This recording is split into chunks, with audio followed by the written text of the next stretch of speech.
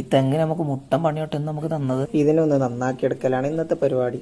ഉച്ചക്ക് എന്താ ഫുഡെന്ന് നോക്കാൻ വേണ്ടി പോയപ്പോഴാണ് നല്ല ചിക്കൻ കറിയും നല്ല ചൂട് ചോറും.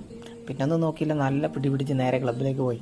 ഇത് നോക്കിയ നിങ്ങൾ, ഇതാണ് ഇപ്പോൾ നമ്മളെ ക്ലബിൻ്റെ അവസ്ഥ. ആ തെങ്ങ് നേരെ നടുവ് കൂടെ വീണ് നമ്മളെ ക്ലബിൻ്റെ മേത്തുക. ഇനി ഇത് ക്ലബ്ബ് ശരിയാക്കി എടുക്കലാണ് ഇന്നത്തെ നമ്മൾ പരിപാടി.